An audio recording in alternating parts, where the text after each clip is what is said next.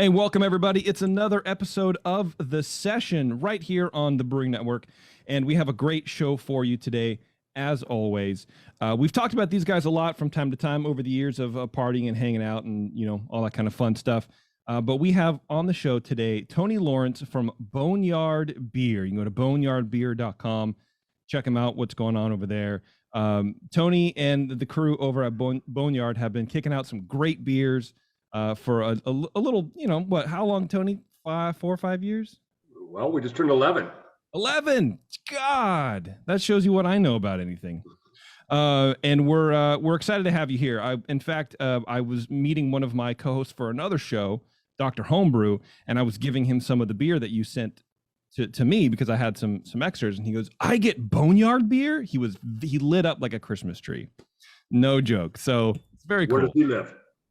In Livermore, down here, about an hour away. We've got some ties to Livermore. We'll circle on that later. Okay, awesome. Well, thanks for joining the show, man. I appreciate you sending beer and taking time out of your day to chat with us a little bit. Yeah, thanks, Jason. Thanks for pinging me, inviting me on the show. I guess we'll just get in the weeds, chat about, like you mentioned, Boneyard or me or some of the beers and what's going on up here in Bend or the Northwest or maybe Livermore. Either one, man. I like them both. So, Tony, let's start with your roots, man. How did you get into beer? How did you find yourself owning a brewery? I'm sure that just you wake up one day and then that's it. You own a brewery. There's no work involved at all behind the scenes of that, right? Right. Well, it's quite a journey to this conversation here today, but that journey started late 88, early 89. I showed up in Bend as pretty much a snowboard rat out of California. Okay. Looking for a job, met some people here in the community, and I ended up getting a job at Deschutes Brewery in the season of 88, 89. I remember from the winter somehow more than the actual annual year. I was just a ski bum or a snowboard bum, right? Yeah, for sure. It was that winter, and boy, what a journey that was for the next 12 years with Deschutes that really helped to set the stage and shape the rest of my life from a career standpoint. Now, prior to that, I wasn't really home brewing. I was chasing snow, as I pointed out, but I had a lot of years previous to that where me and some buddies down there in Southern California, we were chasing Sierra Nevada, and a lot of imports, really. We're going back to 85 or 86, and we were, chasing Samuel Smiths and all these different things, imports, fancy label looking stuff. Yeah. And then the Sierra Nevada bit us pretty strongly. Okay. But I wasn't chasing the beer industry at all. So it's a little, again, I fell in it to Deschutes, and which is pretty interesting. I got a job in the kitchen, but you hang out. Now you're working at a brewery and you're being exposed to all these projects and beers and clearly getting up in the craft beer scene.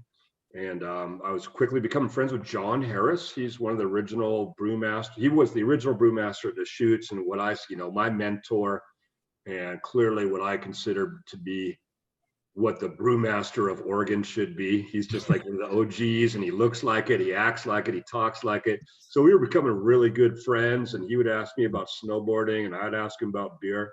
That didn't take long until, I jumped ship from the kitchen, right, and started washing his kegs. And so that was in early 1990. That really set the tempo. So, I'll just give you the fast track there. So, washing kegs, first half of 90, filling kegs the second half of 90, which then gets you into cleaning some tanks after the brewers do their work, which finally within about a year or so got me to the closing shift on the brew house. So you come in there and you kind of just follow the boil, and then clean. Actually, sorry, you got to do the grain out. Show up just in time for grain out. Of course, yeah. Yeah, shovel the grain out, finish the boil, chase the wort, clean the place, and set the stage for the AM brewers. Okay. And then, that was at the 10 Barrel Brew House at the Bond Street original Deschutes Brewery location. And they were quickly growing the company. Gary and team had, just made a lot of excellent decisions. The brand was right, the timing was right. And so they started building that 50 Barrel Brew House. And really what I'm trying to bore you with that is I stayed with Deschutes until November of 02. and or about a journey from maybe 500 barrels in 1989 annually to 150,000 barrels or something when I left. So that was Wow. quite an epic journey, and I mean the craft beer scene still is super exciting, but all through the 90s here in Oregon with making Mere Pond Pale Ale and stuff was just an amazing journey. Yeah, um, what a trip, man. Looking back on that too. I mean, it's not often that you get in on, I mean, I don't know if it was the ground floor, but it sure as hell sounds like it. It sure as hell feels like it, I bet. Because that's big growth, I think, even back then. Yeah, absolutely. Since we're just kind of volleying the ball back and forth, I might find it interesting to note that, Deschutes, there was all I mean, when I left, we were brewing anywhere from 52 to 56 beers a week. So, that's, Wow. what is that? I mean, that's 8 brews a day with a CIP, 6.5 days a week. So that type of environment really shaped me as a production brewer.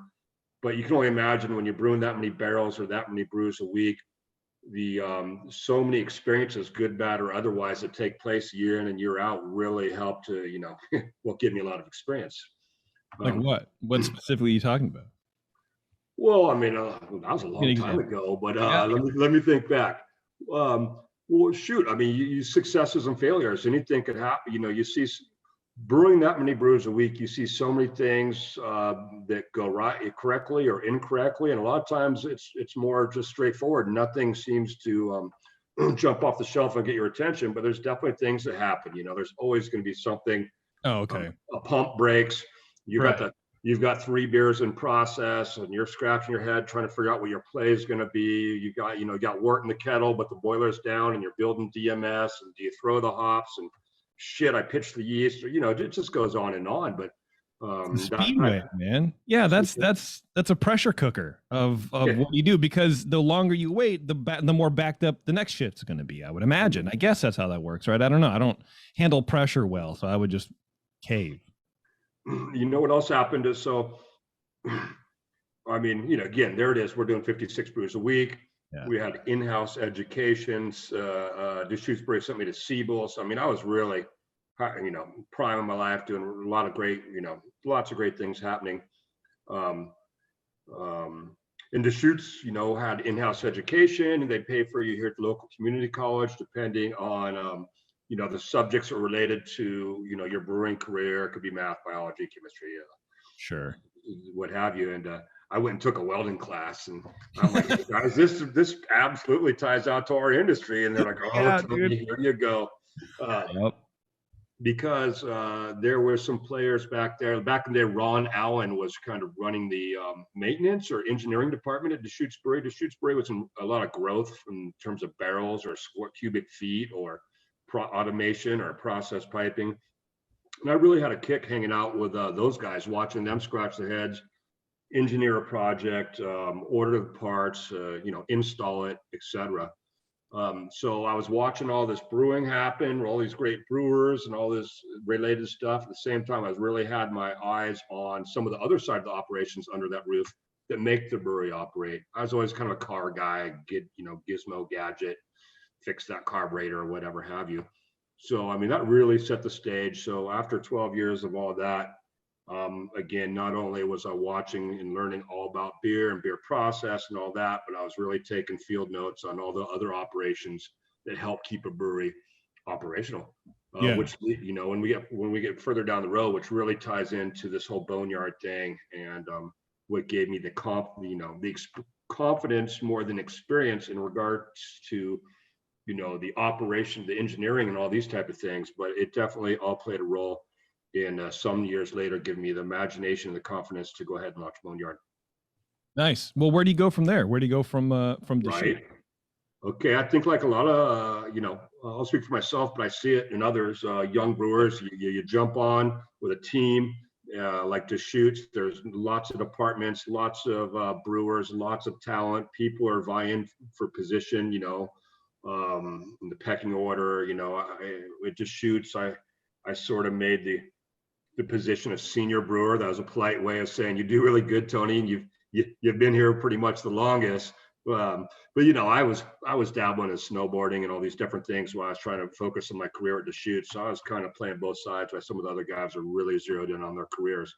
Um, but what I went after is, the rewind is what starts to happen, I think, in a system like that is, you start to get more curious as a brewer. You maybe want to strike out and have your opportunity to drive that vehicle a little bit more yourself, to let your imagination shine through rather than the system where these topics have to be pushed through a boardroom, or you get the idea, right? Yeah, right. And one of the brewers there that was also another mentor of mine, Tim Gossick, he's now with Bell's. He was the brewmaster for a while at Deschutes after John Harris left. Anyhow, he went down to Arizona and started a brewery down there called Rio Salado in Tempe. And he was trying to grab my attention to come down there and brew with him, and I finally did. And again, it was about getting myself under a roof where the team was much smaller. The concepts that we ferment in our minds, we can actually take to the brew kettle or the laboratory and just get to work, right? So it's a great opportunity, essentially, just to be in a small house and really explore my thoughts. The interesting thing about that project was, we're in 2003 now in Tempe, Arizona, and we were a craft brewery producing all German-style, traditional German-style lagers. So, we're a little ahead of the curve of the craft beer scene in the Sonoran Desert. And if there was a craft beer scene, there was, and it was growing, but, it was hops and it was all these things. And here we are trying to make traditional German-style lagers. That really got the attention of a lot of my peers and colleagues in the industry. They thought we were cool as shit, but the average consumer on the street really didn't pay attention to us. No, I can imagine not, man. Yeah, especially at that moment in time. That's the IBU chase, about right there. Yep, the IBU chase. Remind me to talk about that later. I never bought into that one. I didn't know I was going to have to take notes, Tony. But exactly like I shared with you, got me down to Rio Salado, and I really got to start to express myself. So Tim and I would, do whatever we had to do. Of course, I decided to bring in an ale yeast strain to start producing some hops as well to help, maybe not help the brand, but I was interested in it. And I felt there's we just wanted to be more well-rounded, essentially. Yeah. But that reminds me, so to do that, German style beers, essentially in that small brewery, we were producing about 2,000 barrels a year. We had a small packaging line, 12-ounce bottles. No, we were doing 22-ounce. Okay. And, but we were running 5 yeast strains in that brewery. Let me try and remember if this is right. We had the house lager. Okay. We had the Weiss strain, the Kolsch strain. I brought in the ale strain, and we had a wit strain. Oh, geez. 2,000 barrels running 5 yeast strains. That was kind of tough, which I'll go ahead and just kind of, if anyone that's out there listening with a small startup brewery, one of my key philosophies is, it's all about the yeast.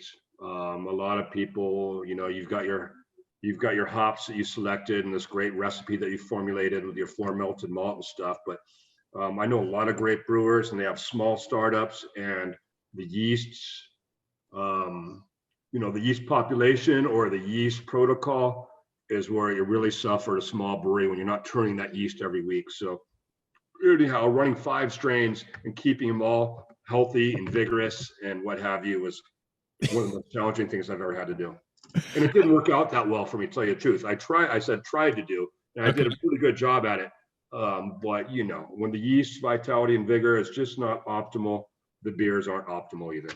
Yeah. Okay. And so what do you do? Do you pare it down from there? Do you go, maybe I try to go too hard on this. I'm going to cut one of these, or maybe we can do like a multi-purpose lager yeast?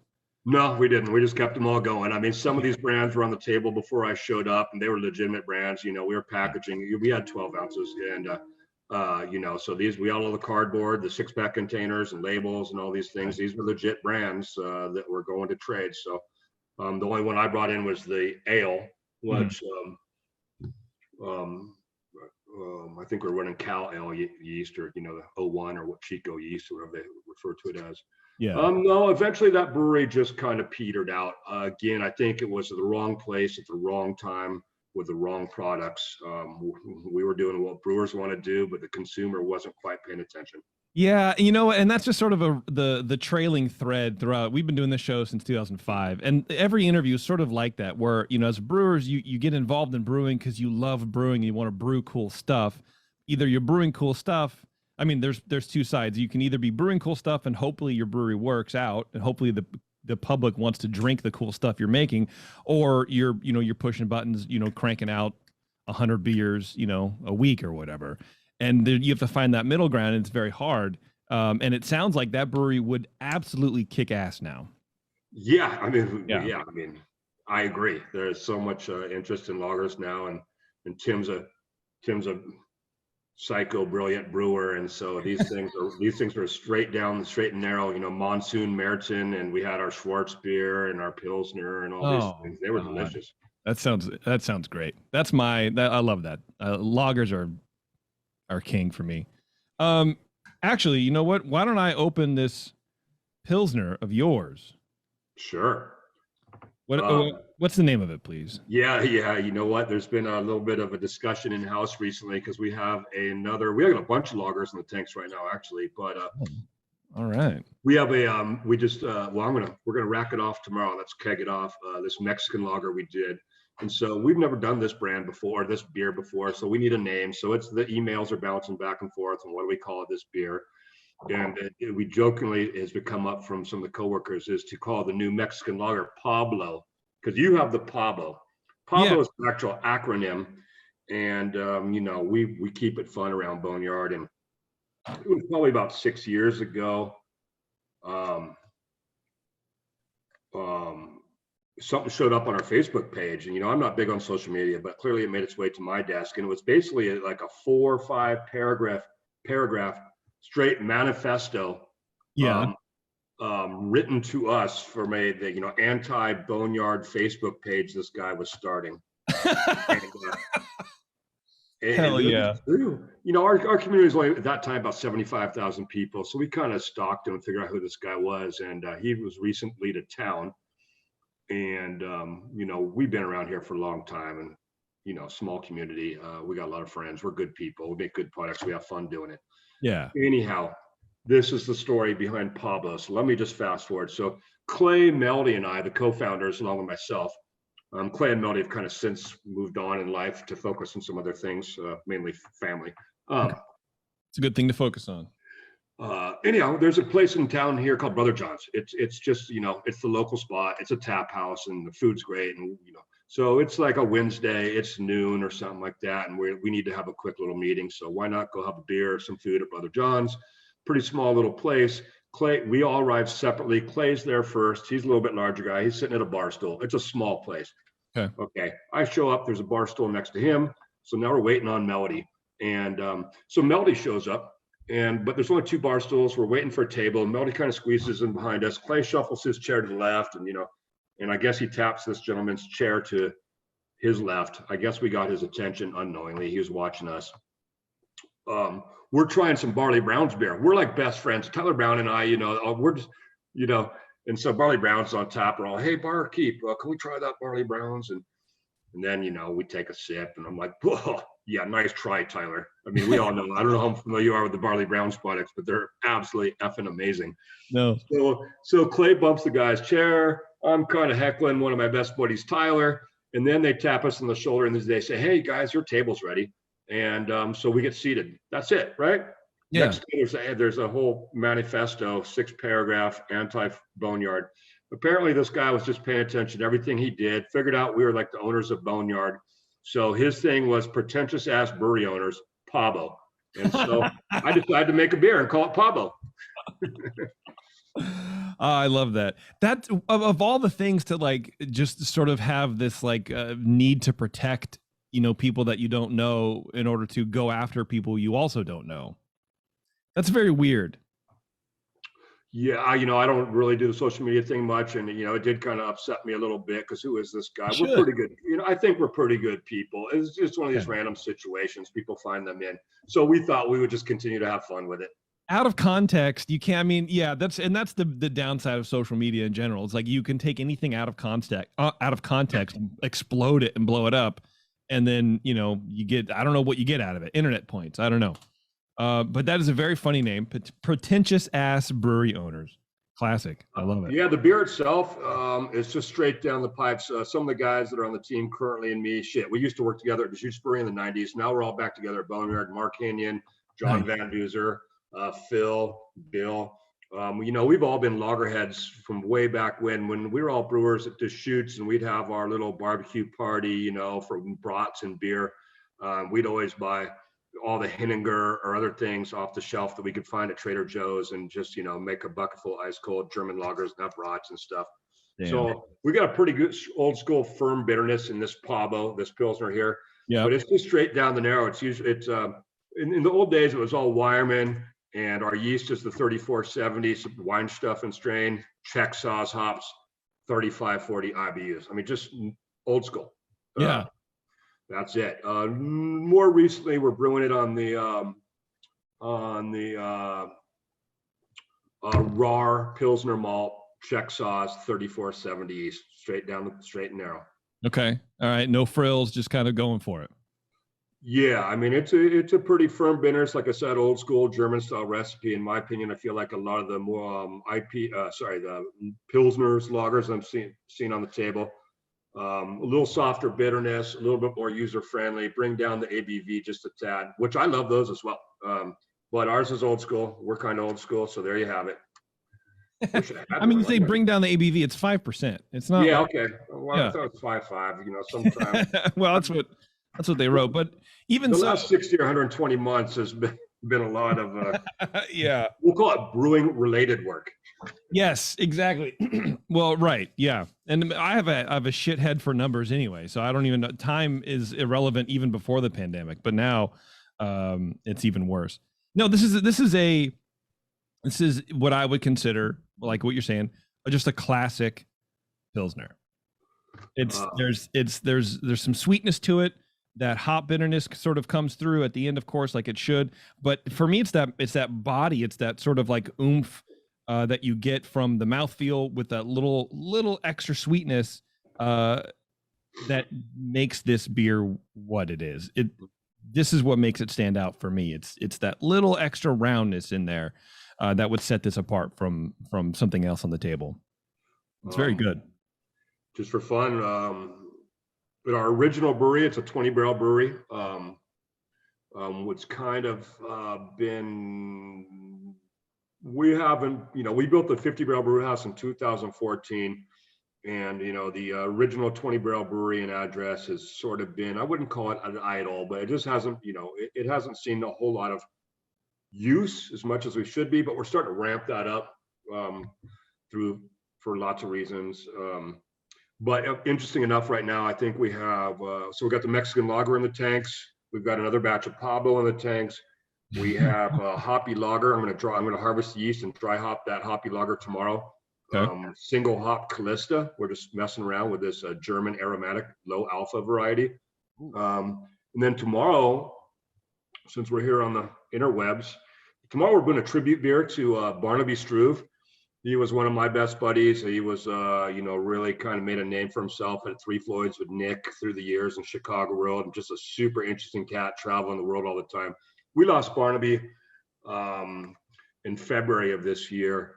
And so there's about 6 breweries, I believe. We got Three Floyds, Boneyard, Wayfinder, Gigantic Ninkasi, wow, Modern Times, and this brewery, Stigbergets or something like that, Sweden in Gothenburg, where Barnaby worked for a little bit. We're all doing the same base beer recipe. So we're going to brew that tomorrow. So I guess I'd have maybe 4 lagers in the tanks, which is pretty fun for us. Wow. I'm sorry to hear about your buddy, man. He's a brewing legend for sure. Wow. Well, what a way to pay tribute to him than brewing a beer with some hitters in the industry too. I mean, that I think speaks volumes in and of itself too. Yeah.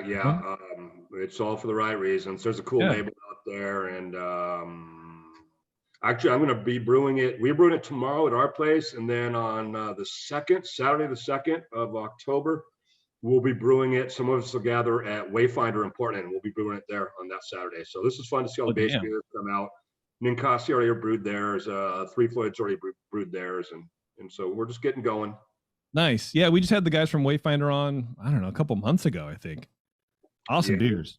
They're doing great stuff over there in the Northwest or in Portland. So talking about the right time and right place in Portland, making kick-ass lagers. I mean, they're doing it. Yep, for sure.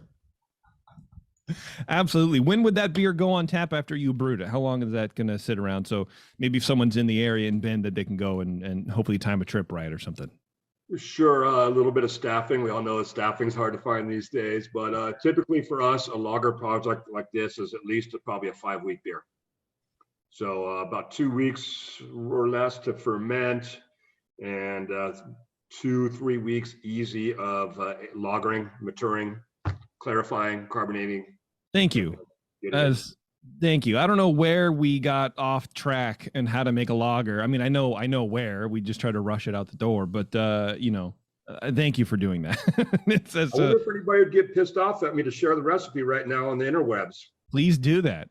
I like no one will get mad, but I get myself in a lot of trouble winging it like this. But I just took a screenshot because I was communicating with Tony Rao, the brewer I'm going to brew tomorrow with, and just to pull it all out of the emails and stuff. I just took a screenshot, and well, it's Wireman Bark Pilsner at 90%. We're using 10% Golden Naked Oats. I've never brewed with those before, so I'm just kind of the base beer recipe building process I wasn't that much a part of, so I'm just going to go with Kevin Wayfinder, what these guys put on the table.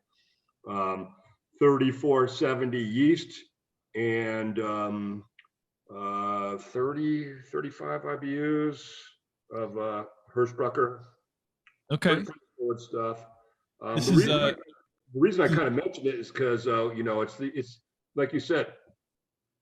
I think a lot of people have a lot of ale brewers, in my opinion, I gotta be careful what I say, are kind of they scared to really ferment their lager yeast at 45 degrees and things like this. That's brown trousers time sometimes because you don't know. It seems like it's like walking into fire. Your body instinctively wants to go the other way.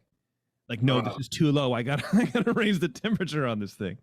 Yeah, so we're going to knock out at 46 and ferment at 48. Okay. Which is more, I believe, I can't speak more. This is like a Kevin Wayfinder regiment from the days and the desired set points of the fermentation temperature. Historically on the Pablo for us, it's a 46 and hold. Maybe try and lift it to 50 for a VDK towards the end there, depending on the season or something like that. Anyhow. Trust you guys, you can ferment cold. In case you're a little scared, get the right yeast, make sure it's healthy and happy, and rock 47 degrees. That's right. You heard it here. 3 points a day. That's what we usually get on our brew logs when we track Pablo. So 3 points, 2, 2.5, 3 points, never 4, 3 points, 3 points, 3 points, 0.75 Plato. Any higher than that, you're going too fast. You're ripping too hard. You gotta lower the temp.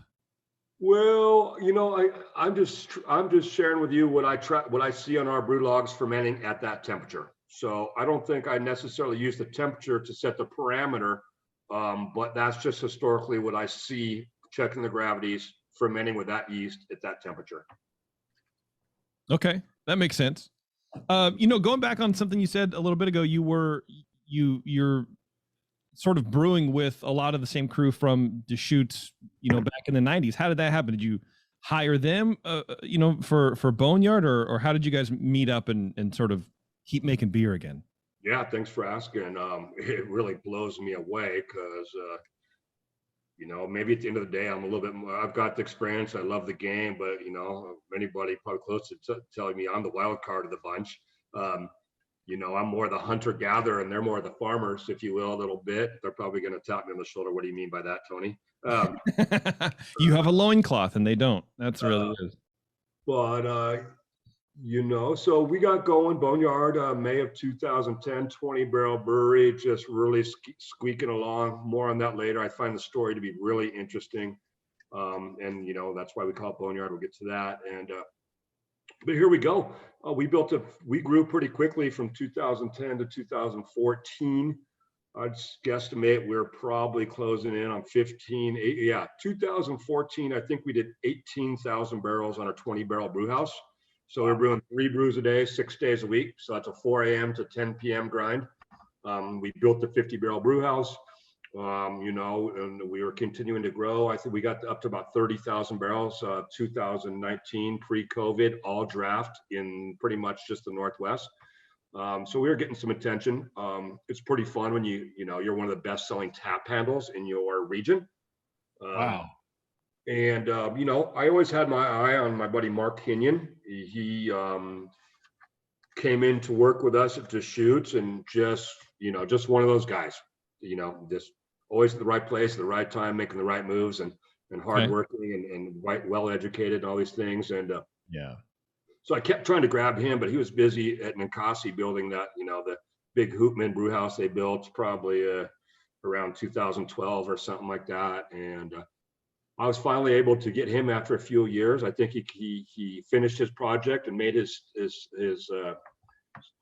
kind of, that was a large project in Ninkasi. And I think when it was over, he was ready to move back to Bend and took on some other challenges. So I was able to get him to come work at Boneyard and really be a much closer eye to the operations that I was able to lend. So, at that point, we had two brewmasters, essentially, Mark and myself.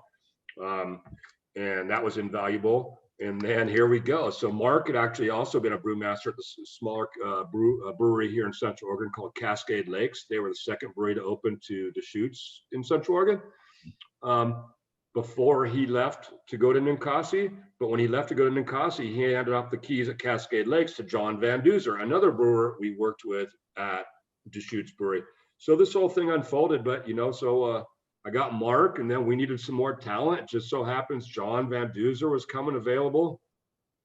We needed some more help, and lo and behold, here comes Phil Bray, who was down in the wine industry for a while, and so and Bill Krieger was with me. So so somehow the band got back together. It was just really organic, and so it's really strange that, quite honestly, all those guys, Phil Bray, John Van Duzer, Mark Kenyon, myself, and Bill have all been brewmasters, and real ones, through the years. So there are really like 5 brewmasters running around on the brew deck or in the offices at Boneyard. It's pretty strange. If you took the cumulative years, it's got to be like 150 years of Wow. experience, and we all kind of did it together in the same era in the same community. So we think alike. Yeah, well, and that has to be worth its weight in gold, or beer, I guess, because anytime we have a problem, if you want to make a new recipe or whatever, it's not just like, oh, well, let's see if this works. Like, you guys all have real world experience and a ton of it. Absolutely. That's cool. It sort of sounds like you target certain people to hire, and sometimes it's who you know, and you know how good okay. they are, and it's the right place at the right time. Is, Hey, you is couldn't that have shaped this type of thing. It just happened.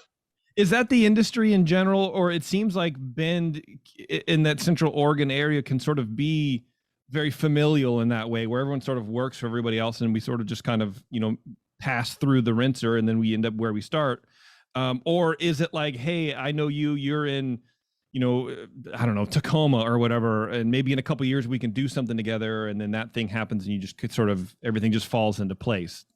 Do you see what I'm saying? I've got my story. Boneyard's just only 11, and so the story I shared with you is just what happened for me in our journey. Yeah. I've definitely, got my eye on talent. The right people that you work well with together, or you're impressed by, and if they're available. We just brought on Tony Rao. Rao just came from Great Divide, and formerly before that, Odell. One of the guys on my team, Nick Murray, who I haven't mentioned yet, used to also work at Odell, and had his eye on Tony Rao back then. And so we Nick brought him out, and brought him out to Boneyard about 3 months ago. So lots of pathways. I think we need a craft beer draft. It sounds like that's what we're talking about. It's a lot of talent, which is also why I'm here by myself. People you work with well, which is me by myself, and that's what you do. That's what you do. It's sort of no, that's cool, man. It's it's again, we talk about these common threads. It's sort of what happens is people float around, from job to job in the industry, and of course that's just what happens. But I think it's really cool. Oh, I should have asked first, but I'm going to do this anyway. It's cool that you can work with people that you've worked with in the past, and then to be sort of entrenched in the industry that you essentially helped to stretch and grow, right? To find these people again and to work with them again. It's not a chance that you get all the time. I think that's really nice. Well, then hold on, put your seatbelt on, because our story I mean, I don't, All I right. think we're gonna have no problem filling up. We're already at 38 minutes plus or minus in this thing. So yeah, we're gonna go 90 minutes easy. That's okay. I'm gonna have to grab a beer in a sec. I'm still drinking an NA plug for our not plug, but our we do some non-alcoholic, what we call elixirs, and with some CBD in it. So We'll get there for sure. Now it's my turn to say that. We'll get there. Yeah, get it. We'll get a beer, man. Well, but anyway, what were you gonna say? check it out. So we're at a very crazy intersection for Boneyard or myself or Deschutes Brewery or some of the guys, Mark and team that I just mentioned. So if you recall, Boneyard and me partnered with Deschutes 6 months ago, almost to the day. Oh, wow. So, again, right here in my community, family owned, Deschutes Brewery, family owned, where I cut my teeth. And when the COVID hit, we were a draft only brewery. We were at it pretty good. We're making 30,000 barrels draft only IPA, and everything was going really well till COVID hit. And then we had to make the pivot to packaging very swiftly. But that sort of opened up Pandora's box, for a brewery. We're received really well in the Northwest. We were one of the only breweries, if you looked at the rankings by volume, that didn't do packaging. So when we finally did packaging, it was a Pandora's box type of situation. And so we started looking for help. Obviously, what I'm trying to say is our brewery had about an annual capacity of 35,000 barrels. I certainly, at least me from my desk, really didn't feel the need to go speak with the bankers to get the big notes to try and put together another brewery really quick to maybe find 75 or 80,000 barrels of capacity to support the packaging that we recently started since COVID. You get the math. So we went and talked to Deschutes, and what came out of that was, well, Tony, we certainly would like to help you on your adventure, but we don't want to compete. Why are we going to put all this beer out with your mark on it and then have to compete against it? So maybe we should be more creative about how we look at this opportunity.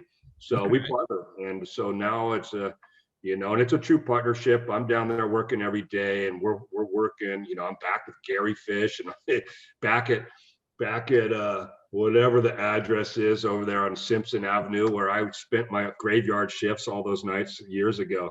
Wow. And so that's really fun. But here's what we were talking about, Mark and John and those guys.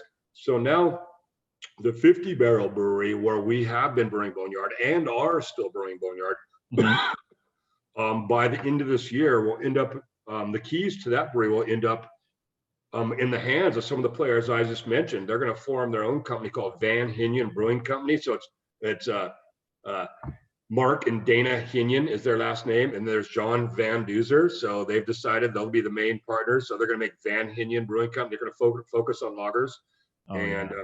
So that just kind of really rounds out that story. We didn't see each other on the work floor for 10 years. We've been working together for the last 5 years. COVID hits. I go back to Deschutes, and we're going to scale the Boneyard brand by volume, by package, and by region. And the fall off brewery will end up in those guys' hands. It's fucking amazing. Sorry. Wow. That's cool, man. That's cool. So you basically moving everything. You're selling your brewery, whatever the paperwork entails, and everything. Everybody's happy. On paper. On paper. Okay. I mean, I'm sure there's trials and tribulations with this whole mess. Like you said, it's Pandora's box. You take the good and you take them bad, and you take them both. I couldn't, going back to leaning back to the Boneyard side, obviously I was pretty happy, as I pointed out, with our business model in 2019. We were 9 years in, and we're pretty seasoned at what we do. We had a good team, the guys I just mentioned, I mean, it was going really well, and then everything changed. So we made our adjustments. Yeah, and you said it's been going really well. Packaging, the pivot to packaging, which is definitely not the only people to do it, to have to work all that out. But it sounds like it's a great success. Yeah, absolutely. It comes really, I wouldn't say easy for us, but I've built breweries all around the world and installed packaging lines, commissioned packaging lines, wrote the SOPs for packaging lines, and did all kinds of projects. And this was another, continually ties into the Boneyard thing a little bit. I guess I'm not wearing the hat with the right logo. So, I used to broker equipment, and, so we emptied our original cellar when the pandemic came. We used the craft canning out here out of Portland in the Northwest. They came and emptied the cellar for us while we went to work sourcing packaging equipment, purchasing it, getting it shipped home, reconfiguring it, and building our own lines and stuff. So that was quite a run to put together our line. But we're running about 75, 80 cans a minute. Really good results, analytics from the lab. So we're pretty happy. But we're folding in the Boneyard brands one by one over at Deschutes. So our heavy hitter brand is our RPM IPA. Okay. That was focus number one, was to flavor match and scale and get that brand to Deschutes. About 8 weeks later, we followed with Hot Venom, which is our double IPA. We're just getting going with our Incredible Pulp right now, which is like this blood orange pale ale IPA thing we do. I just cracked that, and we're going to talk about that right after this. So, all right, there's some fun stories to that one. Okay, good. It involves rock stars, kids, and things. I love it. So it's a process. What we're trying to do is continually every 8 weeks fold over one of the Boneyard brands into the Deschutes Brewery manufacturing facility. So we're still brewing at both locations currently, and ultimately here over the next quarter or two, the Van Hinian Brewing Company will tilt up and all fold out, and everyone gets to work. I love it. I love it, man. We've been pretty busy. It sounds like it. Yeah, it sounds like it, emotionally and physically, man. I mean, that couldn't have been easy, honestly. I mean, just for me, from like a mental standpoint, I think that would have been a hard thing to try to figure out if this is the right move and what's fair, and should I do this and should I not. I mean, that's a big step, but yeah, the Deschutes people have soft, gentle, caring hands. Yeah, I'm tired. But I'm in the beer game and I'm living my dream. And I get now the Boneyard brand's going to have this amazing opportunity to see where it lies in West Coast. This is fun for me. It's super fun to take this brand that we have created, and see what it has to say in San Diego, or see what it has to say in Reno or something, right? Yeah, absolutely. This is a really sketchy little scrap piece of paper I keep on my desk. And I should have dated it. My dad always taught me to date stuff, but I always forget to. But same, mine too. And got a kilograph of a bell curve that I was trying to share with my girlfriend. I don't think you can see it, but yeah, it's a little blown out. I came home one day, and there was a little post-it. She says, "Babe, you're almost here." And I go, top of the bell curve. I'm going to start coming down the other side. But, well, look, man, it's back to your snowboard roots, man. You're at the top of the hill. You'll just snowboard down it. Hold on one second. I'm going to be right here. Just a couple feet away. Do it, man. Do it.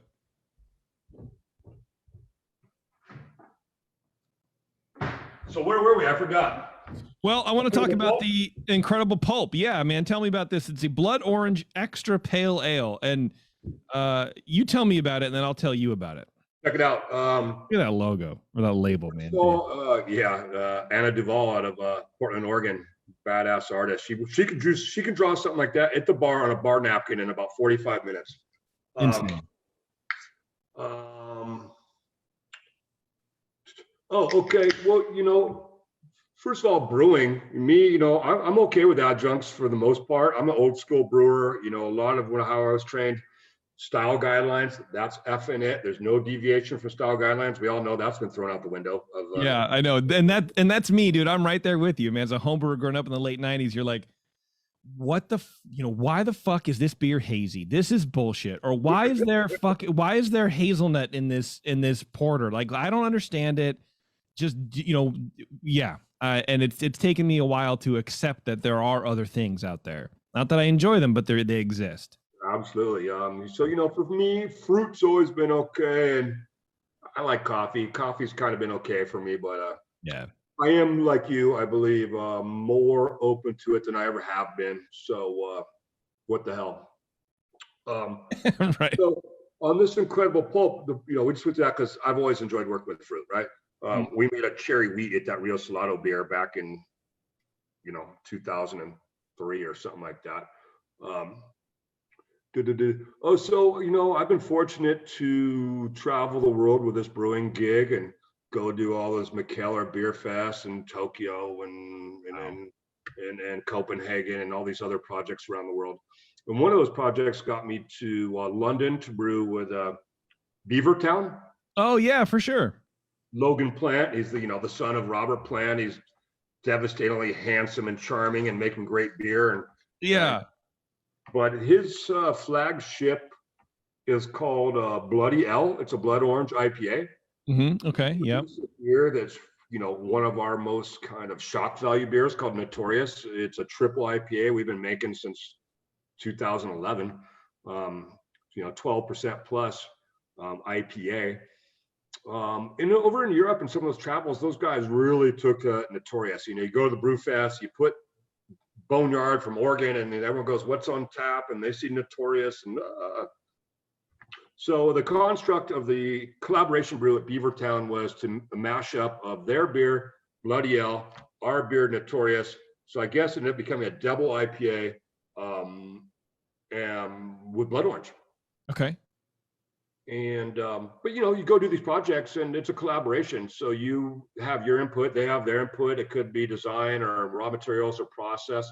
When I came home from that project, I was just really more curious about that blood orange and remembering that, no disrespect Logan or Tiago, that I really wanted to use the blood orange in some different kind of process applications, right? Okay. So Sure. let's get involved, get dirty in the brew house. So we ended up making this blood orange extra pale ale. The only reason I really did that is because we had session IPAs at 4.5. We had a pale at 5.5. We have an IPA at 6.5. And I didn't really have anything in that 6% alcohol thing. So I was like, well, I think this is what this extra pale ale category is. We decided to make this blood orange pale ale and kind of make it around that ABV and experiment with the blood orange applications a little bit differently than I did in London.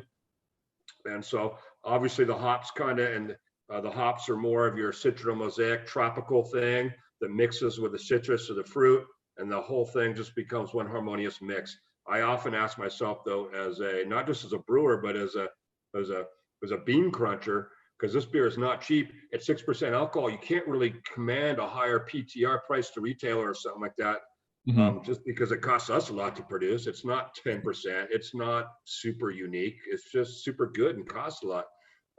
So sometimes I'll look at the recipe construct and go, geez, maybe, how about this? Sometimes with that beer, I don't know where the hops begin and end and the fruit begins and ends. But the whole thing, in my opinion, works really well together. So I can't mess with the recipe, but I want to go, is this thing fruit forward or is it hop forward? And maybe if it's, can I shave some, this is embarrassed to admit, but you just look at these constructs sometime. You have to, man. I don't know where the hops begin and the fruit ends on this beer. The thing just fucking works. And it's got a blend of, so we use, if I remember right, it's a 66, 33% ratio on the base malt. So I think it's 66% Pilsner malt and 33% raw pale malt. Just once again, just trying to do a little something different in the brew house than the same base malt every day, right? Yeah. We dry hop that beer and we pitch the fruit. So the additions are kind of tough. There's 2 different blood orange additions and 1 dry hop. So I think the first blood orange goes in kind of active like day 3. Okay. And I think we have another blood orange day 4, and then I think we pull that stuff out the cone and dry hop on day 5. Wow. You know what? And it comes through. And what surprised me about this beer when I first took a sip, I have not had a lot of experience with blood orange just in the wild, much less in beer. Maybe, I've had a couple. And it's fine for me. It comes across as like sweet in other beers, just to clarify. But in your beer, you said it best when you said, I don't know where the hops begin or the fruit ends and the hops begin. That transition period, you've hit it because it's that tart that the blood orange has. Once you hit that, that's unmistakably blood orange. But the tastes leading up to that could be either or. I've gotten these same sort of flavors from recipes without blood orange in it.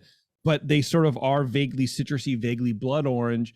And the way that you've sort of tailored this experience of drinking the using the blood orange in the beer, and it sounds like your process is a result of that. You don't, is this fruit forward or not? I have no idea. Is this hoppy? I can't tell, but it's good. I don't know if that's good or bad what you just said. I'm going to go with it because it's accurate. Yeah, exactly. And I don't know either. And sometimes I fall into this trap all the time where, actually my wife and I were having some champagne the other night because we're fancy.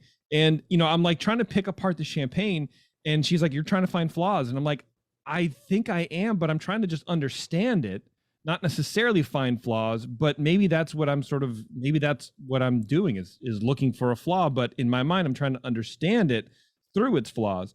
But this is like a different thing. I'm trying to pick it apart flavor by flavor, layer by layer, to figure out what you said. And like I said, it's perfect. Is it fruit forward or is it hop forward? I don't know, and I want to know. And it's going to keep me up at night not knowing, not figuring it out. It's very good, man. Another one, Boneyard. I mean, everything that we do really just comes historically from a boardroom of two people.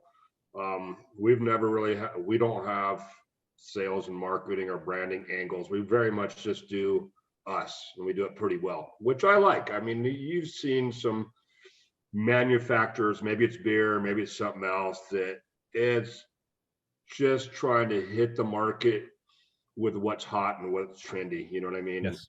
So we don't do that. And the reason I kind of got going on that is so we just put things out there and see what happens. And this Incredible Pulp brand or liquid has been one that just sort of organically carved its own way into the manufacturing schedule, barrel by barrel, each month and each year, to probably be, Nick handles those numbers, our number 2 or number 3 brand. I wouldn't have guessed that. Not by the taste, but by the fact that it's a blood orange extra pale ale. I would not imagine that would be in the top 5 of a sales sheet. I don't know why, just because. Well, I think the consumer's changing. How about this? Maybe it's not about that beer, it's about the other beers that we don't have. Everything else we put on the table is straightforward, old school West Coast IPA. There's a lot of drift in the space right now where you got to put out these dessert beers or these. We don't really have any of these. So I guess this is our offering in that that area, right? In the something weird realm of like, okay, it's done really well, man. It's probably one of the more like skillfully added fruit addition beers I've had. And I mean that very genuinely because I'm still tasting it and it's bitter. The bitterness is very firm and I enjoy it. But that blood orange is still there and it sort of just like ebbs and flows, even still on my palate. It's cool. It's a rad beer. Wish I had one. I'm drinking a. What are you drinking? I'm drinking Aslan out of Bellingham, Washington, batch 15 IPA.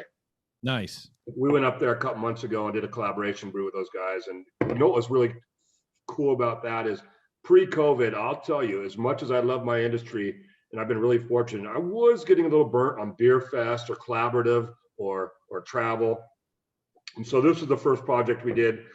I wouldn't say we've come out of COVID by any means, but this is the first project we've done since COVID, really, along those lines, right? Traveling, going to another brewery, hanging out with the team, pushing around town a little bit. There you go.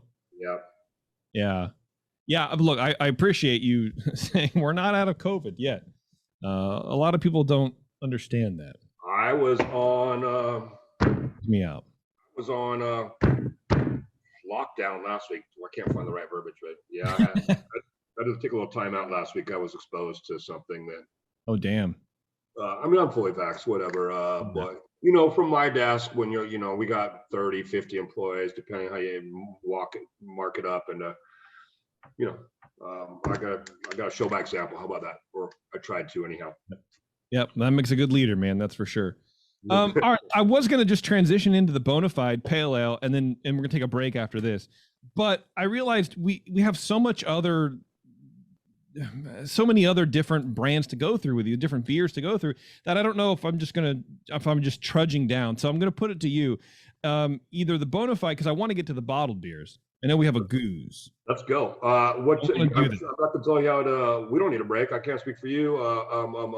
I gotta take one. I don't know what forced. temperature you have those lambics at, but I'm sure you know what I prefer them at about 50 plus degrees or something like that. Probably what it's gonna be. But so I can probably get to one of those.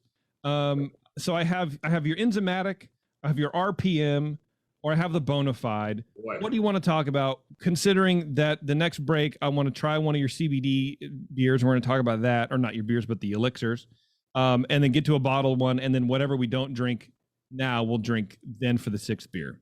All right, well, check it out. We can decide this together. So I love RPMs, it built the house for Boneyard, right? Okay. It's a really user-friendly IPA for lots of reasons. It's not going to win a beer competition, but it always wins like the people's choice and these type of things. The balance is just incredible, and the hopping is incredible. But the Bonafide Pale Ale is like the team's favorite, and the team could be extended to our distribution partners.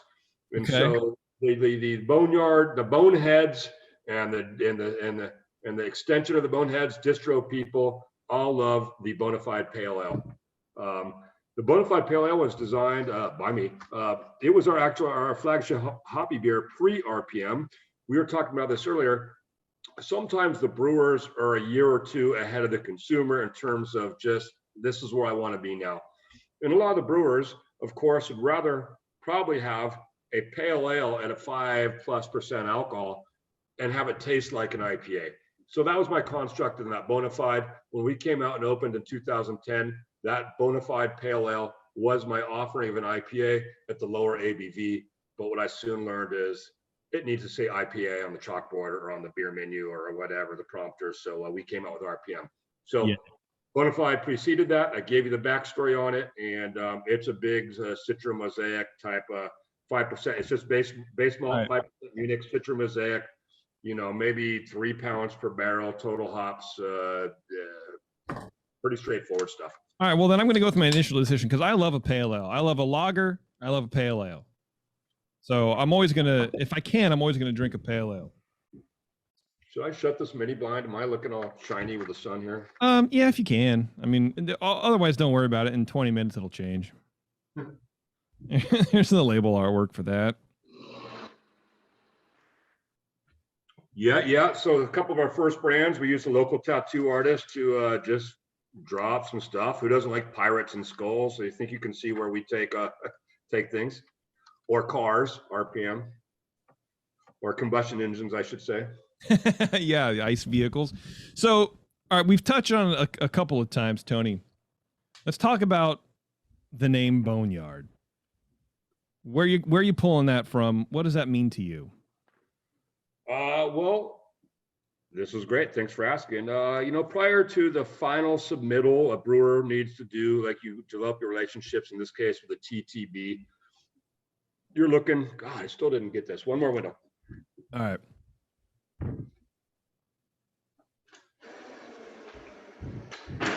I think I got it that time. Yeah, that sounded like the big one. I used to keep a lot of lists for beer names or brewery names. When push come to shove, you have to make your submittal. Clearly, some of the things you're looking at are other things that may or may not be in use, whether it's trademark or the .com availability and things like this. So this can limit some of your imagination. In fact, I wanted to call the brewery Alien. I like to put a pun on some of these words, so I spell Alien ALEIEN. Okay. Yep. But I didn't do that. And so anyhow, when it was time to submit, a few of the things that I had on my list, let's just say top 5, Boneyard was one of them. I wasn't that comfortable with it, but the .com, the trademark, all those things seemed to be pretty spot on for what would come next. And I had to make a decision and run with it. Couldn't have made a better choice, in my opinion, because it really tells the story of our project. I don't know how much you know, but to get open, I think I scavenged equipment from at least 13 different breweries around the country. Deschutes, Ninkasi, Three Floyds. Actually, Three Floyds and I are, there's Nick and I, we got some business relationships.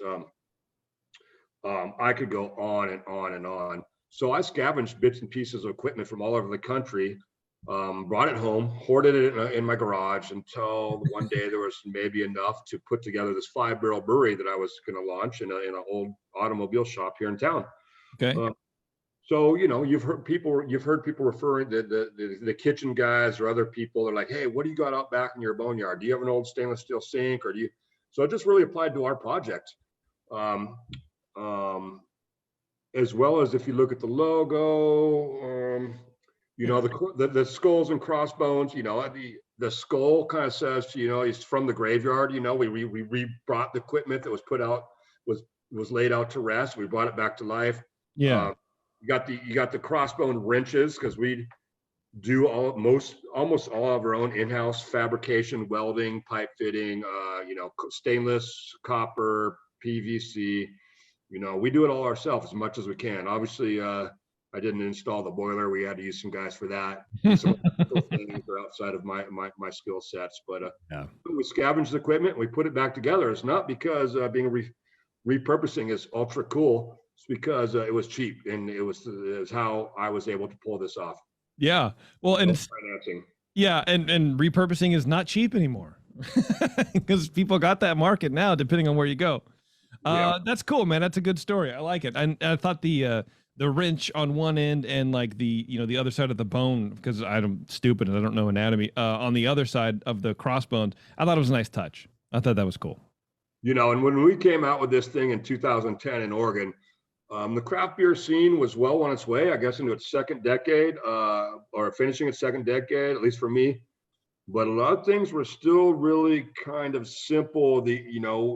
Follow what was worked before with your logos and branding that are tied to your geographical point of origin, mountains and streams and things and stuff. And we came out swinging this way, and definitely this was the right place at the right time. When this stuff hit the streets in Portland with this one truck that we did with all these logos all over it, I mean, people stopped and quit. Yeah, right place, right time with the right brand and the right liquids.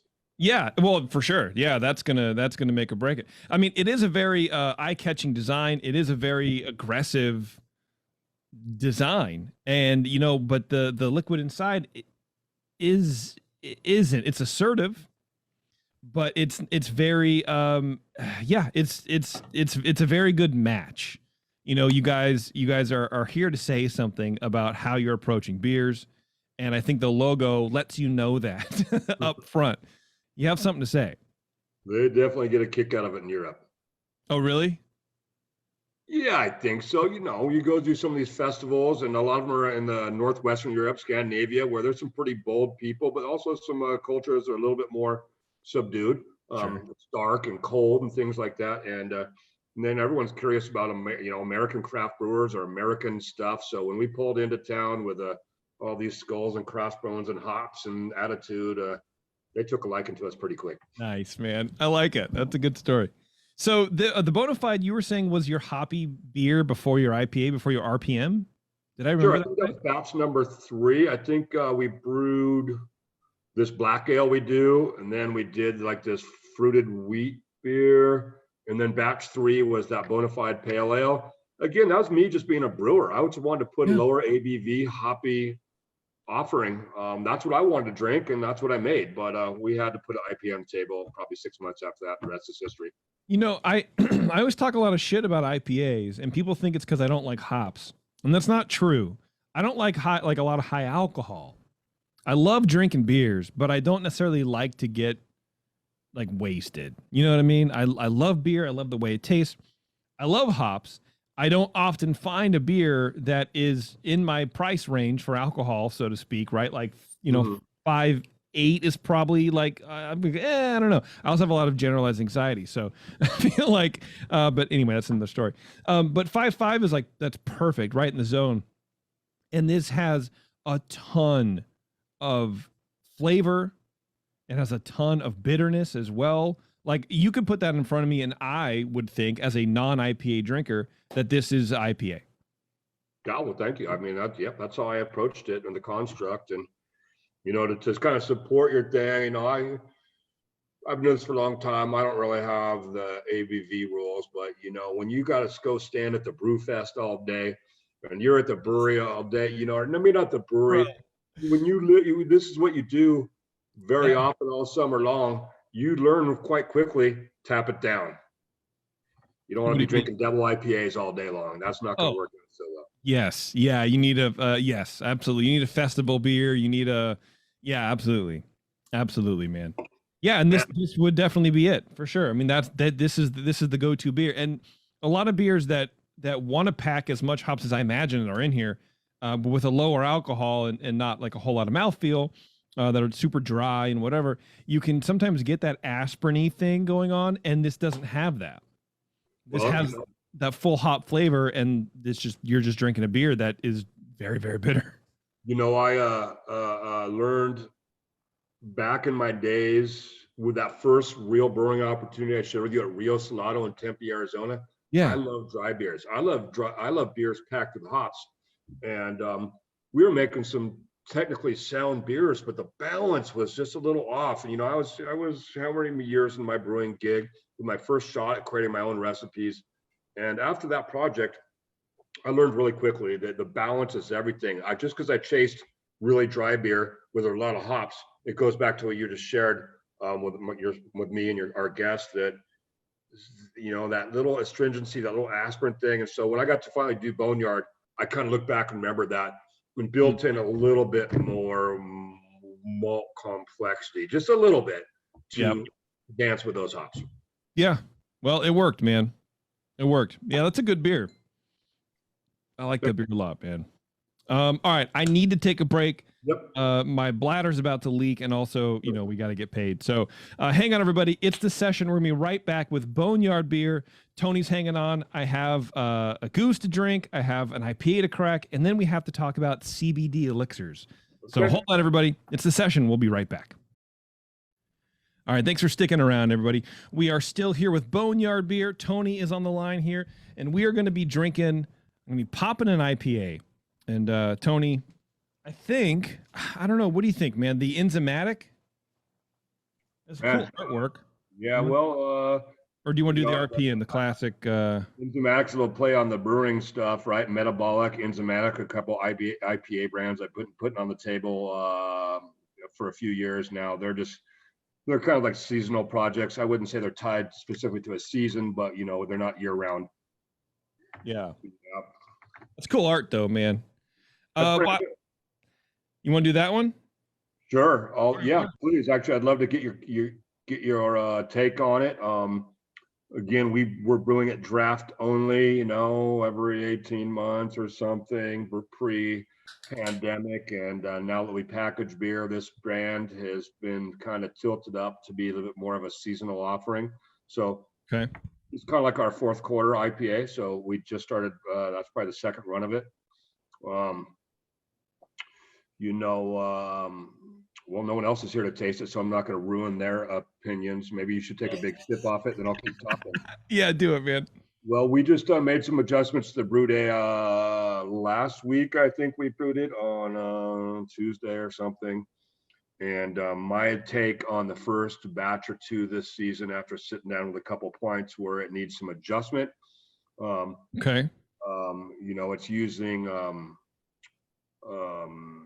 Strata 586, Mosaic, and a bunch of those really heavy hitting hops that are, in my opinion, amazing, until you cross over some threshold somewhere where the hops just become one dimensional and the beer no longer takes you on a journey. I like our beers to take you on, have peaks and valleys and take you on a journey. So whether I'm wrong or not with this beer, I felt that way. Right. I thought it was hop derived. As good as a hop mosaic it can be or is, until it gets so mosaic-y that you're just like, okay, wait a minute, I got to take a step back. And so when you look at 586 and you look at Strata and you look at Mosaic, they all have that fingerprint, which is amazing hop. At least for me, until you get so much of it in the glass that the first half of the pint is super interesting, super unique, super hop forward. By the time you get to the second half of the first pint, at least for me, I'm starting to wander on a little bit. And then I'm probably not going to order another one. So I feel that way about this first batch or two enzymatic this year. It is just really got that overpowering 586 strata mosaic thing.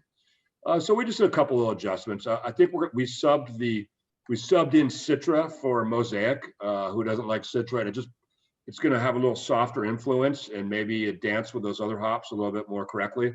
Okay. And there's also a Zaka in this beer. And so we decided to take the Zaka and dry hop it on day 3. So a little bit of an active fermentation dry hop. So really small changes, but I'm just hoping it kind of gives a little bit more brightness in terms of like when you look at a stone fruit that's been bruised and it's just, yeah, but when it's super fresh. It's got that it really just takes you on that epic journey. And so I just feel like this beer is a little bit of bruised, and I'm trying to get just one notch back from that bruise and bring the brightness back.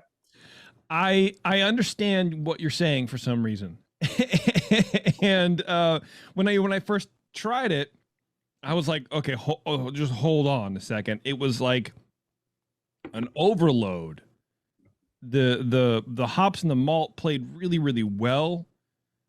Then the bitterness came through and everything sort of, I don't know, faded. But I think I see what you're saying about the bruising. Maybe at the end, it I don't want to say it falls apart, but I think I can, because you've already said you want to make changes on it, so I don't feel too bad. But it's that when you take that first sip and it's just everything is in the ball. All of the flavors are working really, really well together, and it's that flavor, that malt that pushes through, and the high alcohol, it's like 7%, and it just sort of like carries that warmth I'm getting a little bit right here. It's a very good recipe. I think it all works, but I think you're right. I think it's a little too a little too much. And I'm not familiar with like a lot of the newer, I know the new hop names, but like I said, I'm not really an IPA guy. So I don't drink beers quite often with like strata or whatever, except on the show, but they're usually in blends. And so it's hard for me to like really, figure that out. Anyways. So I can't speak on that, but I like the flavor profile that you have in this beer. I think it's super unique. Yeah, dude, it's sort of like biscuity. Yeah. I mean, there's like a biscuity thing to it. There's a little bit of a grapefruit, but like overripe cantaloupe almost. Like overripe cantaloupe. Bruised cantaloupe. Yeah, with some honeydew factors in there. And a lot of that's hop derived too. I mean, I know the recipe, I know my yeast, I know our water, I know how we brew.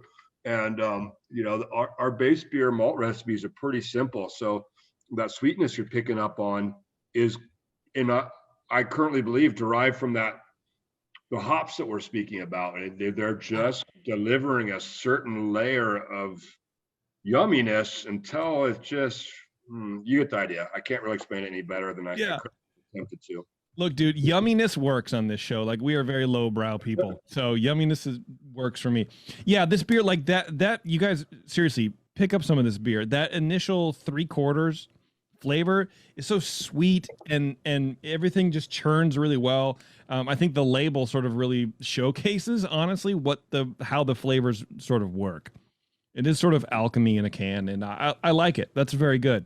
I mean, we had making that other beer I was sharing with you, metabolic. So, I think they're catchy words: enzymatic, metabolic. They tie out to a brewer's education, and they weren't in use. And I just started using them because and they weren't in use. First use stuff with cool sounding words that tie out to the alchemy of brewing. Yeah, absolutely, man. Which kind of just quickly, Jason, when we're talking about that beer, I just wanted to, you're like, what's your philosophy on brewing? You didn't really ask me that directly, but we might have got to that. So I've got a real simple thing. Let's do it. That I call kind of clean, balanced, and interesting. That's my order of operations as a consumer, or I attempt to be as a producer. Number one, I'll drink any beer, whether it's made by me or anybody else, as long as it's clean, right? I mean, I don't care if it's not interesting. And, it needs to be in balance too. But if it's clean, I can drink it. If it's a little out of balance, so be it. Right. Maybe it's a little too dry or a little too sweet, but it's clean, I can have it. I certainly think that a beer needs to be balanced as well, right? So now if you got clean and balanced, you've done brewing. This is very challenging to attempt just that, right? And so then you can layer the interesting on top. And if you can achieve all three of those, you have a home run. So we just try and make clean balanced beers, and hopefully can create that interesting dynamic. So in regards to that enzymatic topic, at least I think you guys know how I believe about it. It's pretty clean. I know our yeast strain, our water, but somehow we try to get too interesting, and now the balance is just off. So we'll rework those last two a little bit and see if we can't get closer to how I prefer our beers to be. Yeah, and like I said, you're there because that hop combination that you have is super interesting.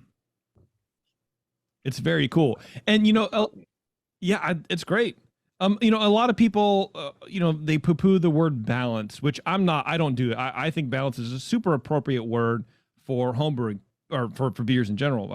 I'm pulling homebrewing because that's my forte. But it's like, oh well, what is in balance? I mean, an IPA by nature isn't balanced, and everything is not even, and that's not what I mean. And I'm assuming that's not what you mean either. It's not like the ingredients are all spread out evenly, but things do balance. You do have to have, if you have higher alcohol, more hops help push that, or it can't just be like, here is 4 grains of pale malt and then a pound of hops. You can't do that. You do need to have things that play off one another, and things can be focused and things can't be. But I hear what you're saying. Balance, is key. And so, I'm with you. I'm with you on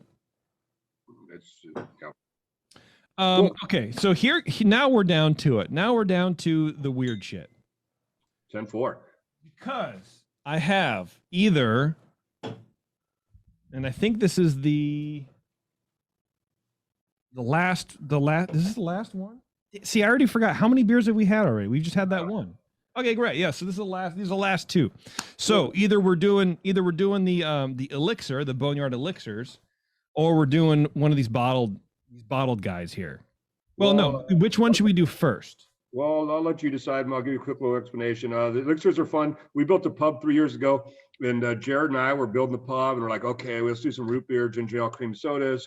We started nibbling on some, not like nibbling, eating, but thinking about noodling on CBD. And we had some fall off equipment from our project, so we rented leased another spot, and got to work with these elixirs, these non-alcoholic beverages with 25 milligrams CBD. But I think they're great. Some people are like, oh, they're sodas, Tony. I'm like, no. I mean, we do make some of these non-alcoholic beverages that are more toward the soda side. But the lemon ginger you just cracked, or the orange can there, which is the passion fruit orange turmeric. So, you got the lemon ginger, you got your orange turmeric. You can see the little pun with the CBD on elixir. Plus, we just think it's a cool sounding word. And those ones are both 50 calorie. We got the 0 calorie one. They're just great. I like them. I think, there's a lot of stuff on the shelves right now that we're just missing, all the 0 calorie stuff and all that. But I really like coming in at our 50 calorie mark. We definitely present a fair amount of flavor without being too much. Anyhow, we're just having a lot of fun with that side project. And, okay. Well, yeah, you convinced me to open it right away, because why not? So I cracked the lemon ginger because I love a ginger beer, dude. Why not? And man, I swirled that, and I took a big hit off the nose. That ginger went right into my nose, man. I love it. I love a real strong ginger aroma. Well, we pulled back on it just because we were a little more aggressive with the ginger in the beginning. Maybe we'll go back. Again, like for us, we haven't gotten the seltzer game. We didn't have extra capacity. We had some extra equipment, and we had a desire to produce some non-alcoholic beverages for our pub. And then, I don't know, one thing led to another, and we have a new project. How's the CBD, side of things, the elixirs? How's that working for you? People into it? I mean, imagine it sort of is, but even outside of like the local market, are people picking up on that? Yeah, it's got its own set of challenges. We definitely think we identified those challenges, and we're certainly willing to push forward anyhow.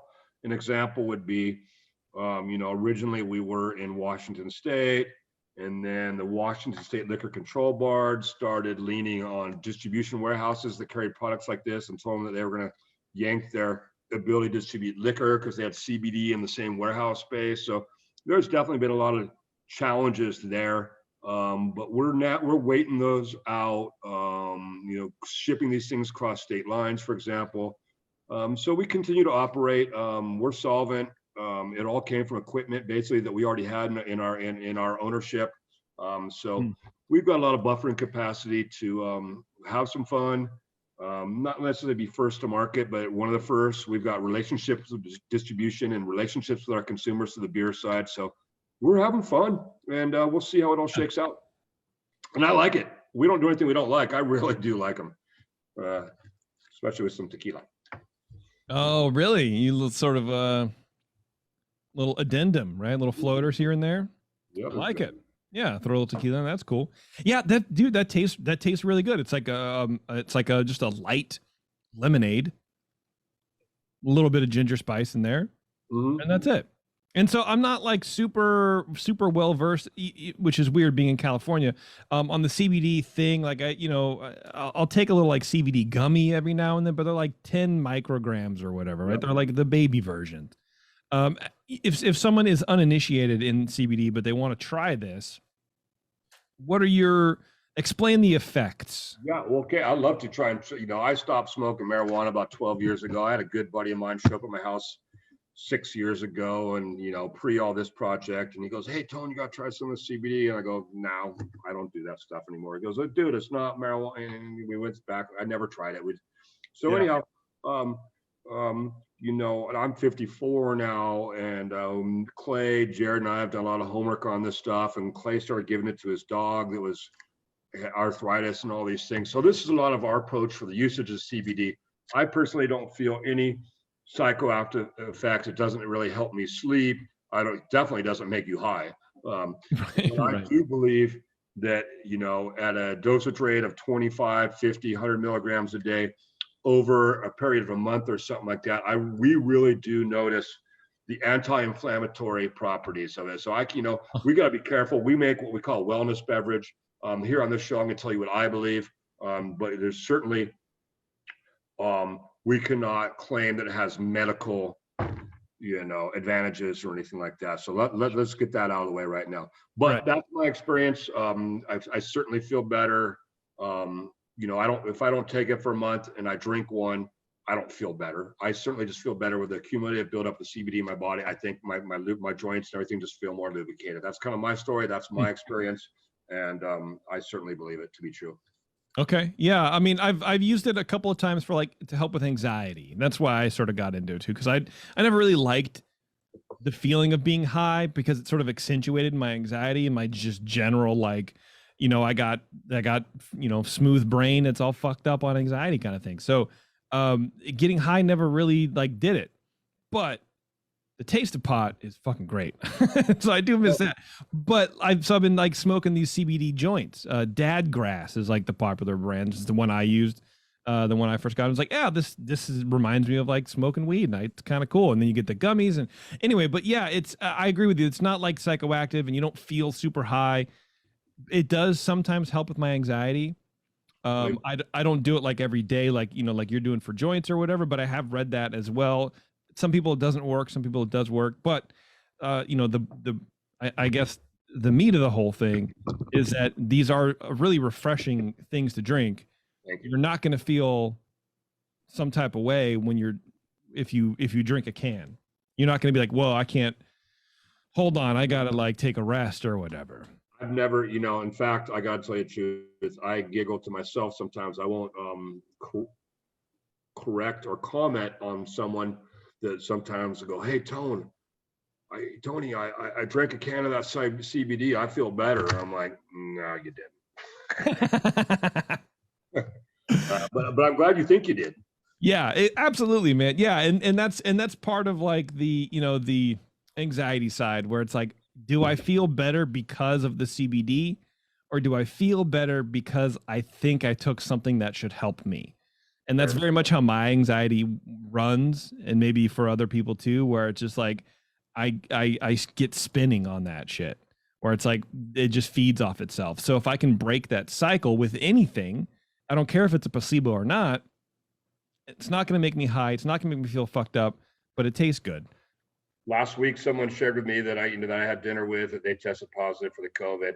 Immediately within like an hour, I was like, I don't feel very good. Dude, yes, bro. Yes. Yeah, absolutely, man. Absolutely. This is the cool part, I guess, about having, anxiety during a pandemic is like you're extra afraid of the air. It's just like, I don't know, whatever. Tom, I'd love to. Are you a lambic Yes, fan? I love a lambic, dude. And so now I'm trying to figure out, should we do the goose or should we do the raspberry wild ale? Okay. Well, they're both pretty good temps. The goose is trying to be straight and narrow to a goose lambic, while the goose cruise is more of a play on my attempt at a Flemish Flanders. And I really, as much as I try to do homework on the difference between Flemish and Flanders, I just kind of pushed them together for something from Boneyard. As you'll see, it says from Ben, not Brussels. So is that the Funky Bunch? Yes, the Funky Bunch has the raspberries. So it's a fruited Flemish Flanders thing. Let's try that. Yeah, sounds good. Let's try that. After all these years of IPAs and stuff, I truly do love the lambics. And as a brewer, to try and produce these styles, they're certainly very challenging. There was a lot of crazy momentum and interest in the craft beer space with these, sour beers that came out 7-8 years ago, maybe previous that were one-dimensional, in my opinion, lactic acid beers. Yep. And I really preferred to try and participate in that space, but chase the Belgian style with all the multiple organic acids and different breaths and wild yeast and bacteria that create a much more complex experience. Yeah, I agree, 100%. That it's an easy beer style to sort of like become one-dimensional, and I think you have to work really hard at it to not let it be that way. So, tell me a little bit about the Funky Bunch. All right, well, check it out. So you're from Bay Area. Are you from? We'll introduce some other brewers in the conversation. Do you remember Steve Altomary? Yeah. Yeah, right. He's a pretty popular brewmaster in the Bay Area. What's he got, Knee Deep or something now? Or no, not Knee Deep, High Water or something? High Water, yeah. But he was down there brewing in Stockton at Valley Brewing Company. Yes. For a while, I was running around the country and sometimes the world, doing performing various duties in breweries, whether I was building it or in this case was hired after Altomary had split directions with Valley Brewing Company to come down there and try and keep the place operational while we searched for a new brewmaster or something like that. Mm-hmm. Okay, so Steve was really good, as you know, hops, stouts, wild. I mean, the guy's really good. And in the back room at this brewery, there, which was now I had the keys to this brewery. I'm the only guy in there. Steve's gone.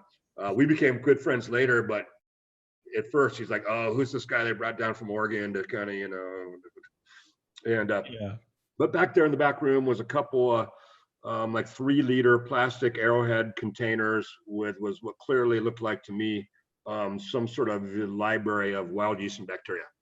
One of them was marked sour number 5. I put some in a water bottle, brought it home, pitched it into an oak barrel with some fruit and some other stuff, and thus the project began. Before I had my 4 60 hectoliter fooders, now we're just messing around in 50 gallon, 55 gallon wine casks and things.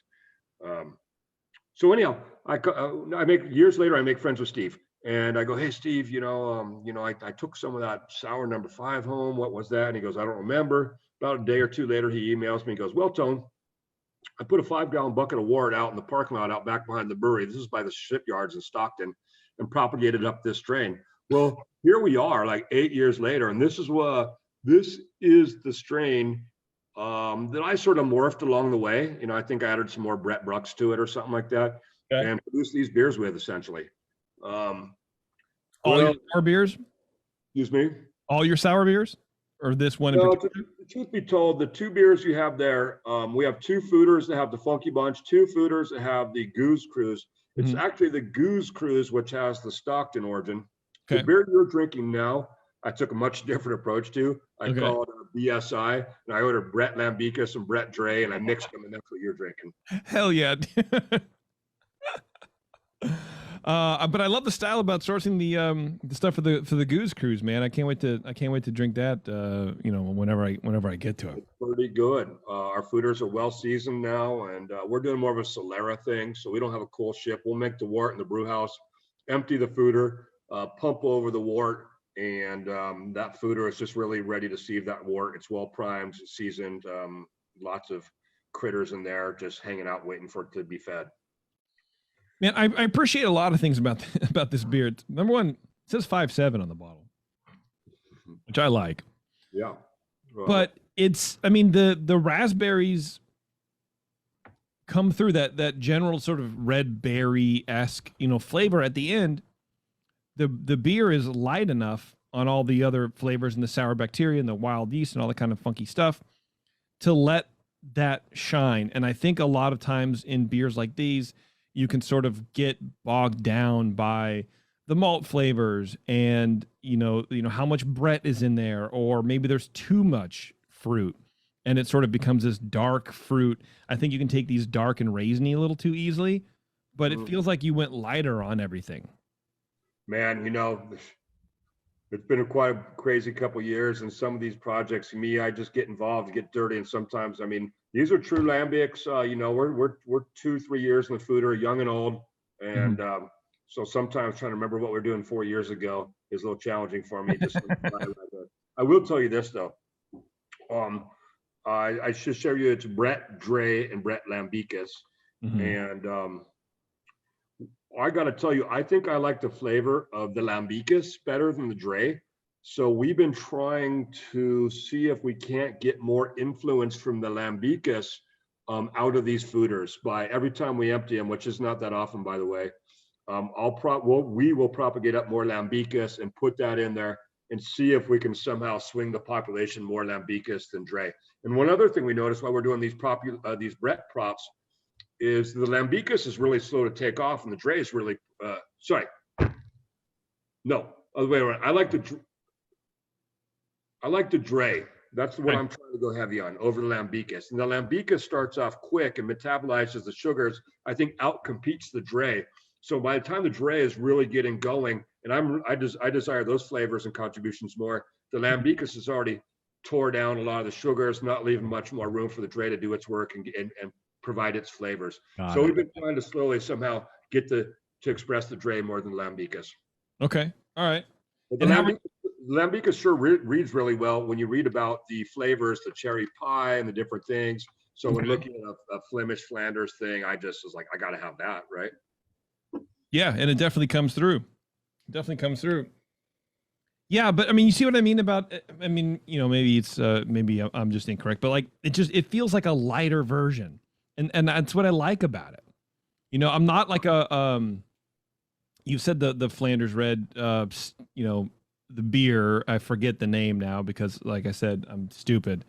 You're trying to do Flemish or Flanders? Rodenbach? I didn't really mention the name. Rodenbach is pretty jammy. It's a pillar of the thing, but it's like, So when you said Flanders, I think Rodenbach. I don't like Rodenbach. I think it's like you said, too jammy. It's not my jam. And so you said Flanders, and I was like, oh, that's what I'm comparing it to. And so I guess to that in my head, it's so much lighter and brighter, but just overall as a beer on its own, encapsulating that style, it's a brighter version of that style. And I like it. There's a lot going on. It's lively, it's energetic, it's very like, yeah, it's popping, I guess. Someone's probably gonna say, what's Tony talking about? But that style, the Flemish, the Flanders, the Belgian, it just sounds amazing. But to be honest, I didn't really have many actual liquid inspirations for the start of this project, like a brewer would normally have, like Lambic. I'm going right after Frank Boone or whatever, you know what I mean? But yeah. I agree with you. The Rodenbach, not my inspiration. Duchess, not my inspiration. No, yeah.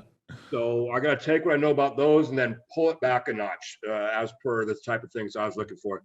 So my inspiration for this project was just my imagination and the reading and the culture, but not really a hard liquid that I could just go down to the homebrew store or wherever and to the bottle shop and buy this liquid and then sit down and look it up on the internet and write a recipe. That never really happened. So this had to happen our own pathway, and that simply is what it is. Yeah, it's a good beer, man. I really enjoy that beer a lot. I really like that.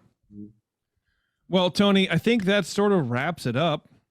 Okay, I wish I could keep talking and keep rolling, man. But you know, in lieu of that, if the pandemic actually ends at some point, or at least everything gets a lot safer, and you find yourself in the Bay Area, I'd like to reach out and we'll try to get you in the studio proper. You know, we have an actual studio with like more than just me at the bar here out in Concord at the Hop Grenade.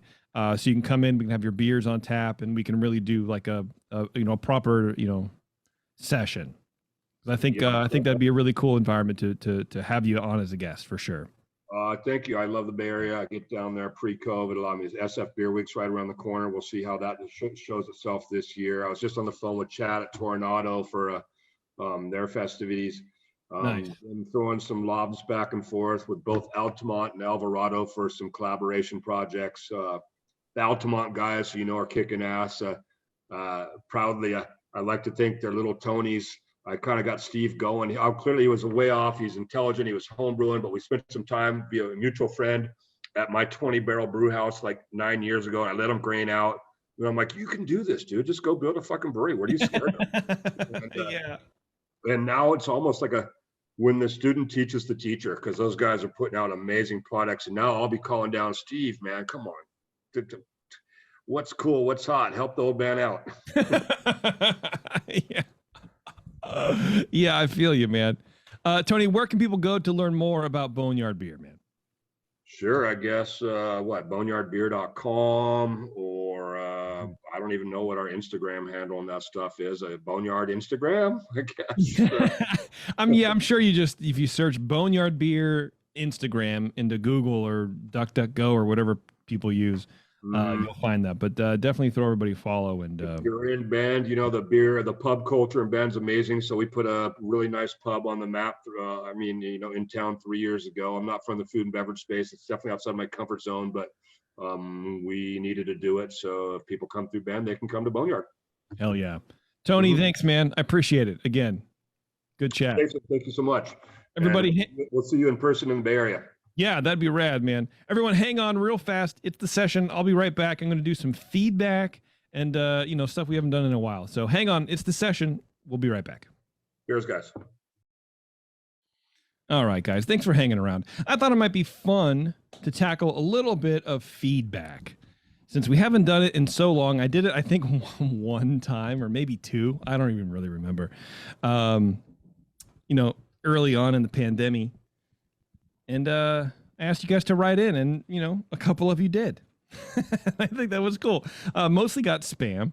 I checked the email today here before the show, and I literally was like 336 emails. And maybe 8 were actual human beings, and the rest was just fucking spam, and it sucks. But if you want to write into the show, feedback at thebrewingnetwork.com. Or if you really want me to see it and like it's a timely thing or whatever, jp at thebrewingnetwork.com. But email me. Let me know either your thoughts on the show. You got some guests you want us to book. I don't know. Whatever you want to talk about, man. We can talk about it. Yeah, and feedback today is brought to you, of course, as the show is, and everything that we do basically is brought to you by the folks at More Beer. You go to morebeer.com. They have absolutely everything you need to make great beer at home. So check them out, morebeer.com. They got those Comos line of kegerators. They have cannular canning equipment. They have great ingredients, great hops, great people, great knowledge, all that kind of stuff. So check them out, morebeer.com. Okay. Clayton writes in, the subject is home glycol, and I don't know if I'm going to necessarily be ready for this, Clayton. I don't know why we're not Google.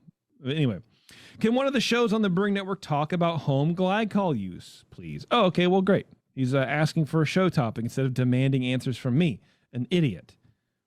Maybe even bring someone in from More Beer to discuss this. I'm curious about the new Brew Built X1 Chronicles And I'm not sure if I should get 2 of the Plus models and a glycol chiller, or even get the Pro models. They don't require glycol.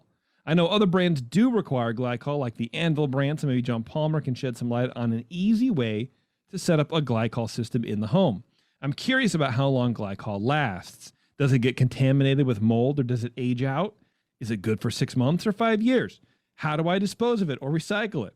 Clayton likes to ask questions, and that's why I like Clayton, because he just, this might be the longest Clayton email I've ever read in my entire life. I'm also thinking of recirculating sub-freezing glycol through my immersion chiller to quickly chill to pitching temps. Is glycol good with all metals or better with stainless than copper? And how cold should it be? Blah, blah, blah. Not related to glycol, I'm also curious on those Brew built X1 Pro models. How long do they expect those Peltier chillers to last, and how much money are they to replace when they wear out? I look forward to the show. Homebrewing is getting pretty advanced or pretty cheap, so I think more people can benefit from this info than ever before. And I can give his phone number out to you guys. First of all, it's I don't know about the Brew built Pro models, if they're working on the same Peltier technology. I have a Morbier conical that was actually Pushy Jack's old conical. That Peltier is still working great. Terrence is using my old 10-gallon conical, not frequently, but when he does, that thing still works, and that's 10 years old or whatever. So they last pretty long, dude. They're probably going to outlast your interest in brewing, for sure. Well, not for sure, but whatever. Anyway, I will send all this stuff to John Palmer, because this sort of smacks of like a Brew Strong show. But I do have Drew Beecham coming on, I'm hoping next week. He's slated for this Wednesday. But I asked him, I'm like, look, I'm not really drinking a whole lot right now. So can we push it to next week? So we'll see if he can push it to next week. But I can ask him about that. And like that. But anyway, Clayton, there you go, man. Thanks for the email. Appreciate it. This is from Greg. And he says, all right, I finally have to ask. Now, this is, by the way, keep in mind, this is from month 6. So what is that, June? I finally have to ask, JP, are you screwing with us, or did you forget to trim the audio for the Moon Boots IPA ad? Yeah, I absolutely did. I fucked up. I had a fuck up. And I recorded the Moon Boots IPA ad, and I found this like sort of pseudo trippy music. And I thought I clipped it at the end, so it faded out, and it fucking didn't. So for 3 minutes, for 3 minutes after the commercial, it was just the fucking music, man. And I'm sorry. I nobody has ever written in about it, Greg. You're literally the first person. And I haven't told anybody. And my plan was, if more people started writing in, I was going to like say something, but I never did.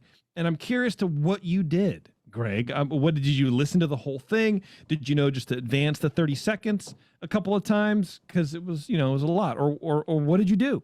What did people do? Did they just listen to it? What did you think? I want to know. Now I want to interview you, Greg. Where's your phone number? I'll call you. But yeah, I felt, and I only caught it when I changed the Moon Boots 2-1A ad to the whatever's playing now. I forget what it is. The tropical, no. Sorry, Sully. I forget. But anyway, there you go, Greg. You got me. This one is from Alton. He says, hey, JP, I heard you are buying an all-electric Brewzilla system and was wondering about a show with people such as yourself who use them to compare features. I bought the Anvil 10-gallon 220-volt system, and I must admit a bit of buyer's remorse when comparing it to the Brewzilla. Interesting. Huh. I missed the lack of a Whirlpool arm, and I'm currently awaiting delivery of the Brewzilla Whirlpool arm that I'll modify to use on the Anvil. Yeah, see, there you go, man. Alton, P.S. Have Justin shout into the microphone or call in to the show so we have proof of life with him. Well, first things first, I do have a Brewzilla system. I have used it precisely one time. I've tried to use it one time, and then the grains I bought weren't milled, and I had no way to mill them, and so I had to throw them all away, and I got, upset. So I haven't done it since then. I don't know why. Honestly, I think with my home brewing, it sort of always comes down to like packaging. It's like I don't want to do it. I don't want to package. You know, I like clean my draft system. I just don't want to do it. I don't know. I'm lazy about it.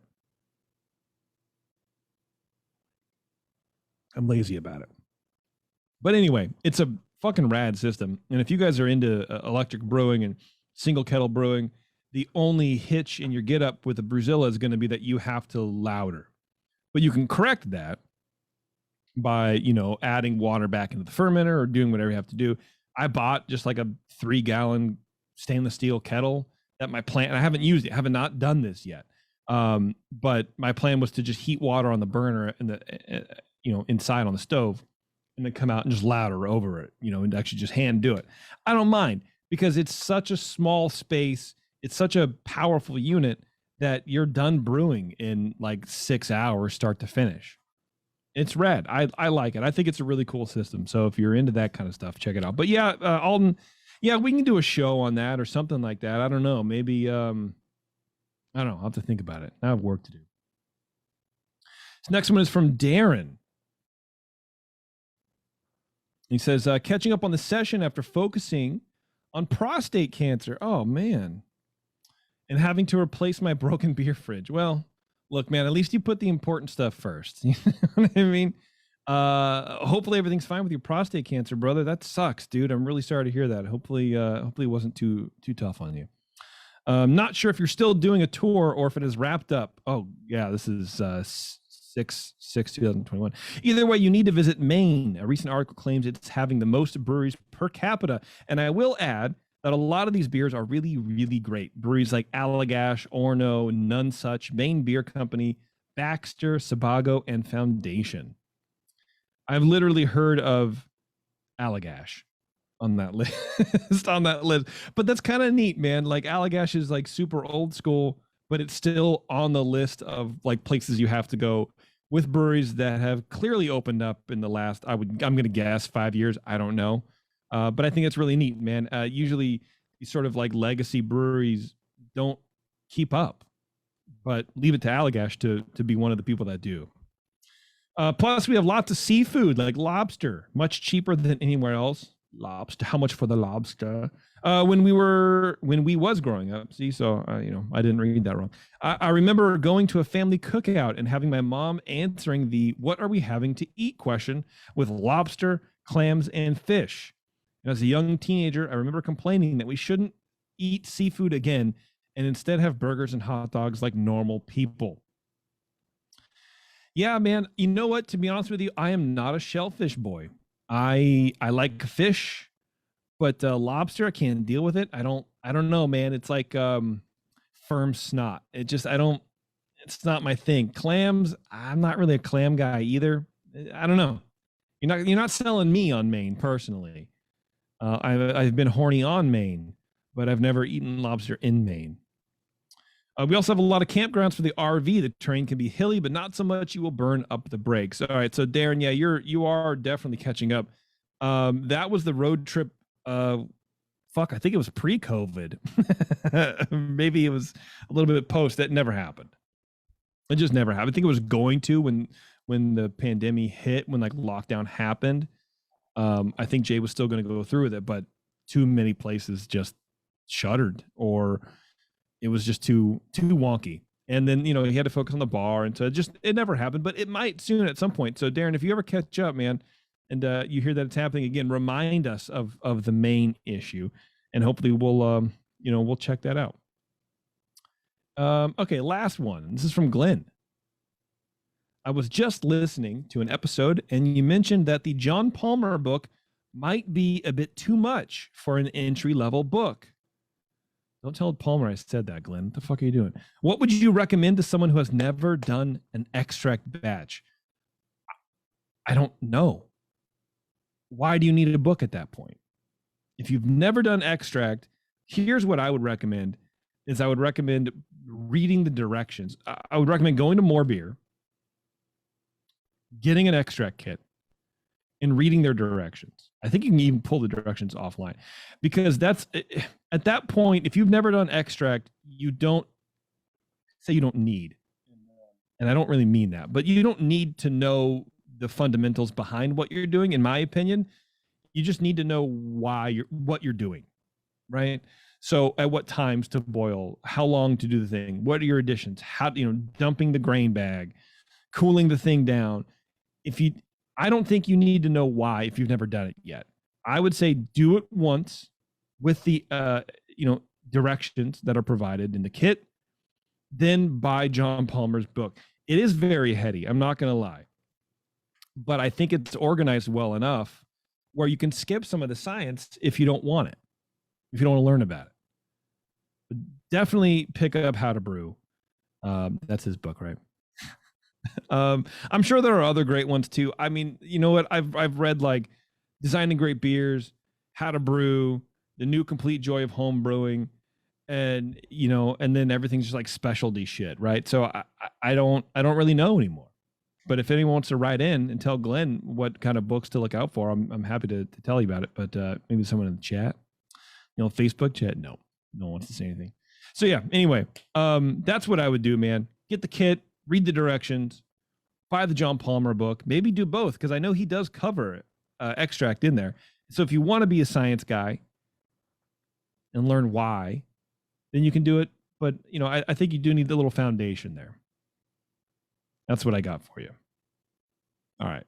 Well, look, that's the little feedback segment I have for you guys. Thank you very much for indulging me, and I apologize for not checking those since like March of this year. I will do better at it for sure, especially if you guys tell me you're going to email in. Oh, and then was it Glenn? It was, I forget which email it was. Asking about Justin. Proof of life. Justin is alive. He exists. I've talked to him a few times, and he's just working on the bar, trying to keep the bar afloat. And we're all navigating these uncharted waters as best as we can. So don't expect to hear Justin anytime soon. I'm afraid you're stuck with my dumbass for a while, but I'm happy to do it. I enjoy being here, and all that kind of fun stuff. I'm drinking a hop water from Lagunitas. I literally buy these 2 cases at a time now. It's non-alcoholic, and I love it. If they ever went out of business or stopped producing it, I would cry. All right.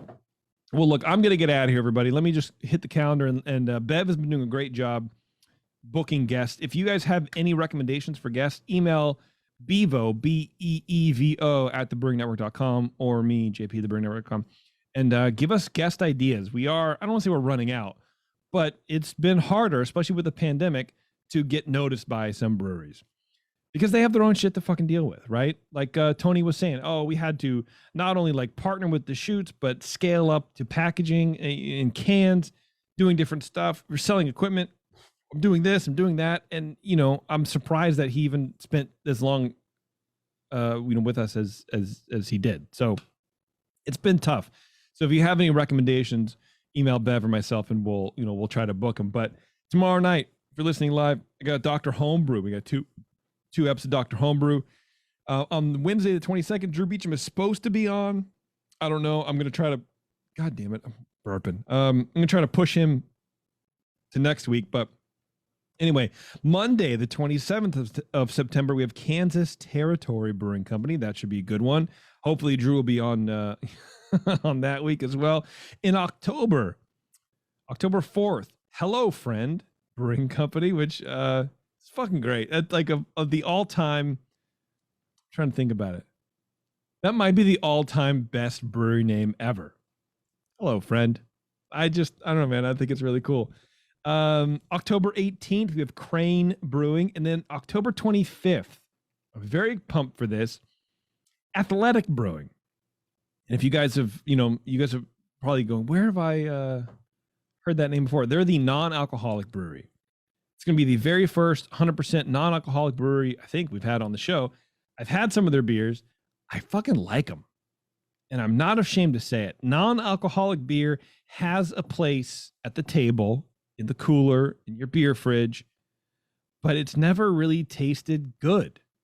It's never really been passable as beer, right? As comparable, I guess I should say. I shouldn't use the term passable, but it's gonna be interesting drinking these beers and talking to the guys from Athletic, the people. I don't know who they are.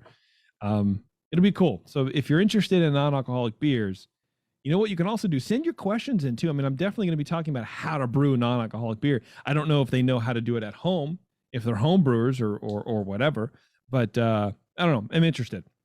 So anyway, that's what we got going on in the rest of September and October. Anyway, thank you guys very much for tuning in. I really, really appreciate it. Be sure to hit up all of our sponsors, especially the folks at More Beer. Thank you to Tony from Boneyard Brewing. Go to boneyardbeer.com. If you're in Bend, Oregon, or anywhere in the area and you find their beer on the shelves, grab it. It is very, very good. And Tony was a good talk. So thank you to him very much. All right. Until next time, we'll see you guys later.